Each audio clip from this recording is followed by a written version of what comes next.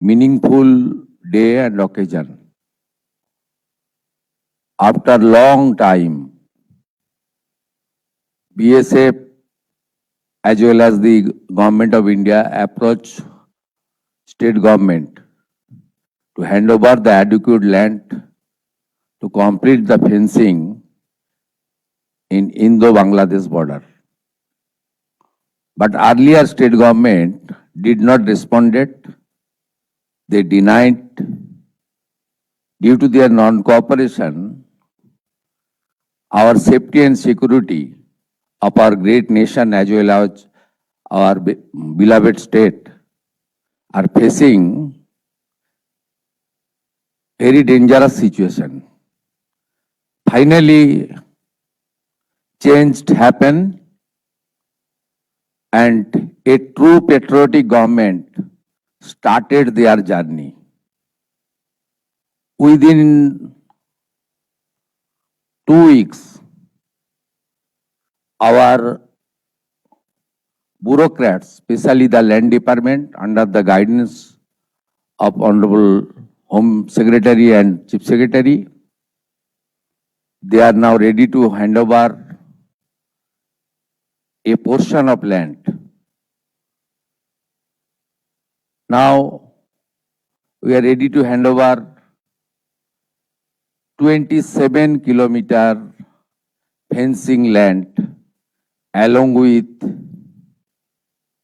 few border outpost lands and BSF infrastructure development land. আমরা আজকে মিলিত হয়েছি আমাদের যে দীর্ঘদিনের পশ্চিমবঙ্গ এবং বাংলাদেশ বর্ডার যা আমাদের দেশের জন্য এবং রাজ্যের জন্য সুরক্ষার প্রশ্নে অত্যন্ত গুরুত্বপূর্ণ। আমাদের এই রাজ্যে এবং দেশে নানা জায়গায় যে ধরনের দেশবিরোধী কাজ, আইন শৃঙ্খলা জনিত অপরাধ, লাভ জেহাদ, ল্যান্ড জেহাদ, বলপূর্বক ধর্ম পরিবর্তন এবং বিশেষ করে আমাদের নারী নিরাপত্তা, শিশু কন্যাদের নিরাপত্তার প্রশ্নে যে ধরনের অসামাজিক কাজকর্ম আমরা বৃদ্ধি লক্ষ্য করেছি এবং তার সঙ্গে যুক্ত যারা বিভিন্ন সময় বিভিন্ন প্রদেশে এবং এই রাজ্যে ধরা পড়েছে, তাদের মধ্যে একটা বড় অংশ বাংলাদেশ থেকে আসা অবৈধ অনুপ্রবেশকারী। ভারতবর্ষের সঙ্গে বাংলাদেশের সীমান্ত 4000 কিলোমিটার, পশ্চিমবঙ্গে 2200 কিলোমিটার, বাকি 4টে রাজ্যে ওখানকার রাজ্য সরকার বিএসএফ এর চাহিদা মতো পূর্ণাঙ্গ জমি হস্তান্তর করেছে। আমাদের এই রাজ্যে 2200 কিলোমিটারের মধ্যে 1600 কিলোমিটার ফেন্সিং রয়েছে। অ্যাপ্রক্স 600 কিলোমিটার ফেন্সিং এর জন্য আমাদের সীমান্তে যে কাঁটা তার সম্পূর্ণ করতে আমরা পারিনি। এর মধ্যে 555 কিলোমিটার এমন এলাকা রয়েছে যেখানে রাজ্য সরকার চাইলে বিএসএফ কে জমি দিতে পারত, কিন্তু রাজ্য সরকার, বিগত রাজ্য সরকার রাজনৈতিক কারণে, ভোট ব্যাংকের জন্য এবং তাদের যে হাই অ্যাপিজমেন্ট, তুষ্টিকরণ, তোষণের এজেন্ডা ছিল, সেই কারণে তারা হয়তো দেয়নি। মাননীয় স্বরাষ্ট্রমন্ত্রী 2016 রাজনাথ সিংজি পার্সোনাল ডিও লিখেছিলেন, দিদেন চিফ মিনিস্টারকে। পরে আমাদের পূর্বাঞ্চলের যে কোঅর্ডিনেশন মিটিং এই নবান্নতে হয়েছিল, যেখানে কেন্দ্রের বর্তমান স্বরাষ্ট্র এবং সমবায় মন্ত্রী অমিত শাহজি নিজে উপস্থিত থেকে তদানীন্তন মাননীয় মুখ্যমন্ত্রীকে পার্সোনাল অনুরোধ করেছিলেন। গোবিন্দ মোহনজি ভারত সরকারের স্বরাষ্ট্র সচিব, তিনি গত 1.5 বছরে শুধু চিঠি লেখা নয়, তদানীন্তন মুখ্য সচিব এবং আধিকারিকদের সঙ্গে অন্তত 5 থেকে 6টি মিটিং করেছেন, নিটফল শূন্য। আমরা বর্তমান সরকার আসার পরে দ্রুততার সঙ্গে এই ল্যান্ড হ্যান্ডওভারের প্রক্রিয়া শুরু করতে চলেছি। আজকে এর সূচনা লগ্নে আমরা 18+9 27 কিলোমিটার এলাকাকে সুরক্ষিত করার প্রয়োজনীয় জমি, সরকারি এবং আমাদের প্রাইভেট ল্যান্ড যা পারচেজ আমরা করছি এবং তার সম্পূর্ণ অর্থ বিএসএফ আমাদের দিচ্ছেন, ভারত সরকার আমাদের দিচ্ছেন, আমরা সেটা সূচনা করলাম। আমি বিশ্বাস করি পশ্চিমবাংলার দেশপ্রেমিক জনগণ এবং আমাদের অত্যন্ত দক্ষ আধিকারিকরা তারা আগামী কিছুদিনের মধ্যেই যতটা জমি আমাদের দেওয়ার দরকার বা আমরা দিতে পারবো, যেখানে যেখানে সীমান্ত সুরক্ষার প্রশ্নে কাঁটাতার দেওয়া সম্ভব, আমরা অতি দ্রুততার সঙ্গে তুলে ধরব।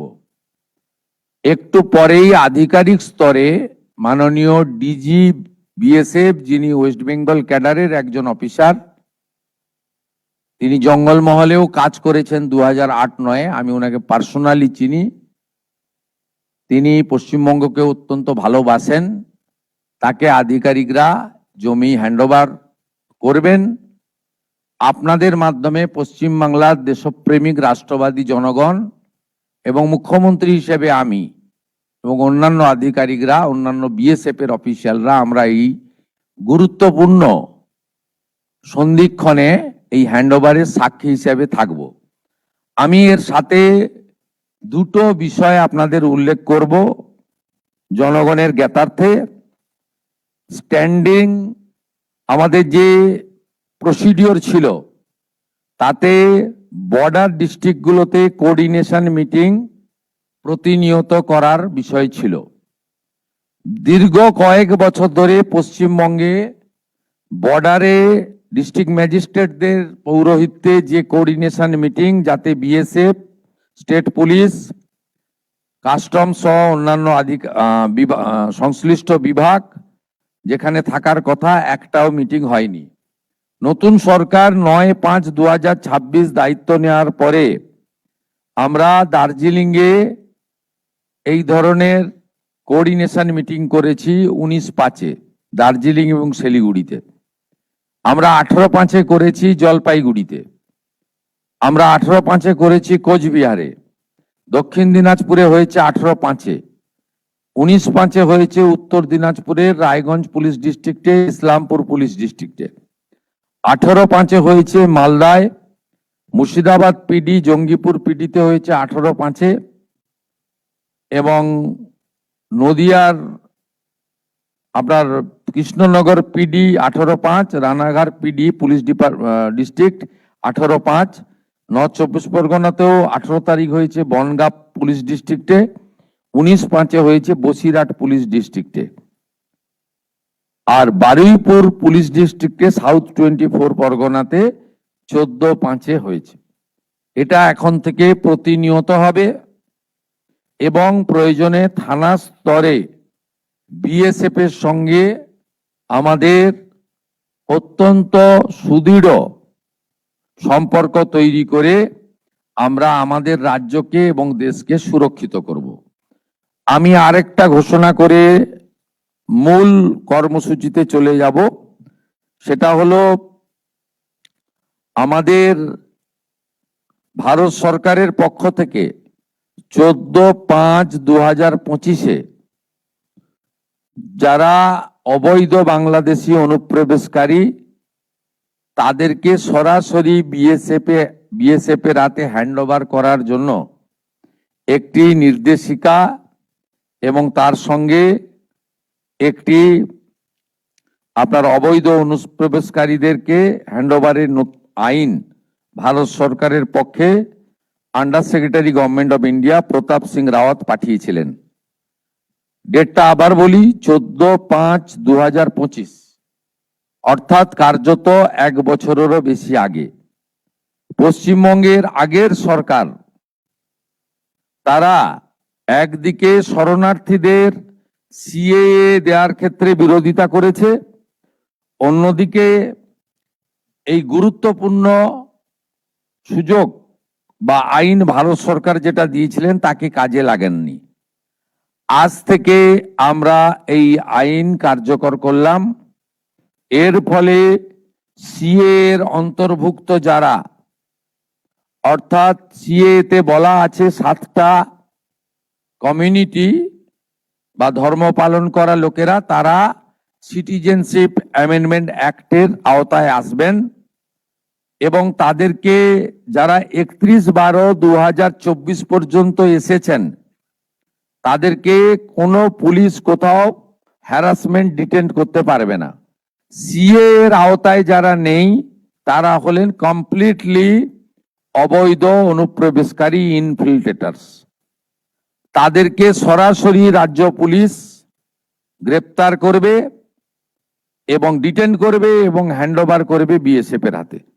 এবং বিএসএফ তারা বিডিআর এর সঙ্গে কথা বলে তাদেরকে ডিপোর্ট করার ব্যবস্থা করবে, অর্থাৎ ডিটেক্ট, ডিলিট, এবারে ডিপোর্ট।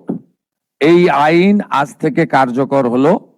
মাননীয় ডিজিপি কে এবং হোম সেক্রেটারিকে বলে দেওয়া হলো পশ্চিমবঙ্গের বর্ডার সন্নিহিত সমস্ত থানাগুলিতে এই আইন দেশের স্বার্থে, পশ্চিমবঙ্গের স্বার্থে আমরা আজ থেকে কার্যকর করলাম। ঠিক আছে, thank you. Dhanyawad, sir. Sir, I'll now request DG BSF to please say a few words. Thank you. माननीय मुख्यमंत्री महाशय, রেসপেক্টেড চিফ সেক্রেটারি স্যার, সব থেকে আগে আমি বিএসএফ পরিবার পক্ষ থেকে আপনাদেরকে সাধুবাদ জানাই স্যার। এটা অনেক দীর্ঘদিন ধরে আমরা চেয়েছিলাম যে আমাদের ফেন্সিং জন্য বা ইনফ্রাস্ট্রাকচার জন্য বা একটা সিনার্জি আমাদের বিএসএফ যারা বর্ডার গার্ডিং ফোর্স আমরা কাজ করি স্যার স্টেট গভর্নমেন্ট সঙ্গে হবে। এইটা স্যার গত কিছুদিন ধরে এবং আজকে যে ল্যান্ড হস্তান্তরণ হচ্ছে আমরা একটা আমূলচূল পরিবর্তনটা দেখলাম। আমাদের পুরোটাই সম্পূর্ণ এটা ভরসা যে আমাদের যে সিনার্জি একটা দরকার হয় স্যার, যেটা আমরা স্টেট গভর্নমেন্ট পক্ষ থেকে চাই, সেটা এখানে ওয়েস্ট বেঙ্গল পশ্চিমবঙ্গে এটা আমরা পাবো। এর পাওয়ার পরে আমাদের যে ফেন্সিং কনস্ট্রাকশন যেখানে যেখানে লম্বিত ছিল সেটা হবে, যেখানে আমাদের ইনফ্রাস্ট্রাকচার নতুন বিওপি খোলা, যে বর্ডার আউটপোস্টগুলো খোলাটা ইনক্লুডিং সুন্দরবন মতন এরিয়া যেখানে আমরা একটা বিশাল জলাশয়কে আমরা ভালো করে দেখতে পাচ্ছিলাম না, ওই জায়গাটাও আমরা যে আছে ভালো করে দেখার জন্য যে পরিকল্পনাগুলো আছে সেটা পারিত হবে স্যার। এটা নিয়ে স্যার আমাদের যে সুরক্ষাটা স্যার ইন্ডো বাংলাদেশ বর্ডারটা আর একটু সুদৃঢ় হবে এবং ন্যাশনাল সিকিউরিটি পক্ষ থেকে এটা খুবই একটা জরুরি ছিল স্যার। ইতিমধ্যে গত 10 দিন ধরে স্যার আমাদের অনেক ডিস্ট্রিক্ট লেভেলে বা অফিসাররাও এসেছেন, বিএসএফ এর প্রাঙ্গণে এসেছেন স্যার। ওনারা ঘুরে গিয়ে দেখেছেন কি কি আমাদের ইস্যুগুলো আছে। আমাদের একটা নির্দিষ্ট কোঅর্ডিনেশন মেকানিজম থাকে স্যার প্রত্যেক রাজ্যে যেখানে আমাদের বর্ডারগুলো আছে, সেটা আমরা অলরেডি শেয়ার করেছি স্যার। যে কিছু তালিকাতে যে স্মাগলারদের তালিকা হয় বা যারা স্মাগলিং মধ্যে যুক্ত থাকেন, এই সমস্ত তালিকাগুলো আমরা এইগুলো পারসিউ করে যারা এইগুলো কার্যকলাপ সঙ্গে জড়িত ওদেরকে স্যার যে আছে আমরা ধরবো এবং ওদেরকে যে আছে স্টেট প্রশাসনের সঙ্গে আমরা লিস্ট এটা করবো স্যার। আমাদের পুরোটাই বিশ্বাস যে আমাদের বিএসএফ এ ইনফ্রাস্ট্রাকচারটা একবার হয়ে যাওয়ার পরে যে আমাদের বর্ডার সুরক্ষা আর অধিক মজবুত হবে স্যার, এবং এটা লাভটা স্টেটও পাবে এবং ভারতবর্ষের যে আন্তরিক সুরক্ষা বা ন্যাশনাল সিকিউরিটি পার্সপেক্টিভে এটা দীর্ঘদিন ধরে যে আছে এটা জিনিসটাও পূর্ণ হবে sir. Thank you once again sir, thank you so much. Sir, আপনার অনুমতি নিয়ে আমরা এবার মূল অনুষ্ঠানে চলে যাই sir. Sir, we will request Chief Secretary sir and DG BSF sir to please come forward and handover of deeds relating to 43 acres of purchased land in 5 districts.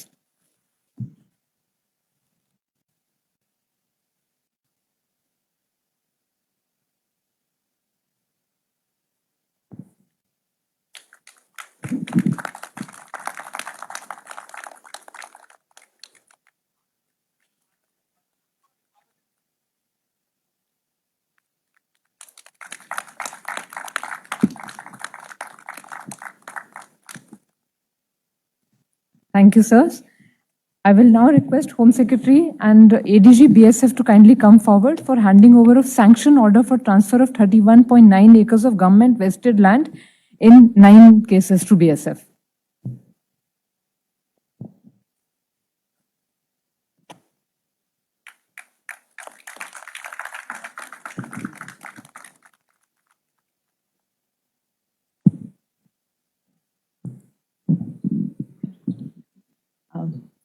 So I'll request Home Secretary ma'am to please give the vote of thanks and close the program.